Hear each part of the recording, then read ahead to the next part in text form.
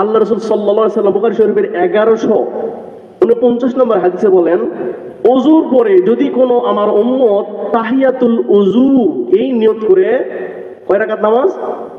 2 রাকাত নামাজ।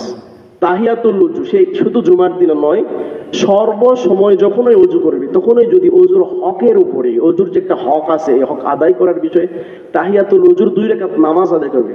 আমার যে মাস্টার সাহেব বলতেছিল যে তাহিয়াতুল ওযুটা কেমন কি, আমি এক্ষুনি বলে দিলাম যে তাহিয়াতুল ওযু এটা নফল নামাজ, আদায় না করলেও কোনো সমস্যা, রাসূল এটাকে খুব গুরুত্বপূর্ণ সহকারে নিজে আদায় করেছেন, কিন্তু উম্মতের জন্য কঠোরভাবে বলেন নাই। এটার ফায়দা কি, ফজিলত কি, ফজিলতের কথা শুনলে আমাদের ওযুর পরের নামাজ 2 রাকাত আদায় করা উত্তম।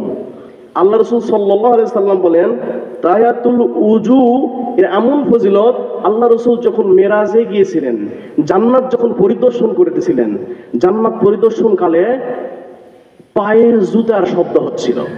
আচ্ছা বলেন তো, আপনার বাড়িতে যদি আপনি প্রবেশ করেন, আপনার ওয়াইফ আপনার প্রবেশ করে আপনার পায়ের শব্দ শুনে বুঝতে পারবে কিনা যে এটা আমার বাড়ির গৃহস্থ আসতেছে? বুঝতে পারবে না। আপনি বাড়িতে আছেন, আপনার বাড়ি থেকে আপনার ওয়াইফ বেরিয়ে যাচ্ছে, আবার ঢুকতেছে, পায়ের আওয়াজ শুনে বোঝা যায় না যে কে আসতেছে? অনেক সময় যায় কিনা? পরিচিত লোক হলে পায়ের আওয়াজ শুনে কিন্তু বোঝা যায় যে এটা কার পায়ের আওয়াজ।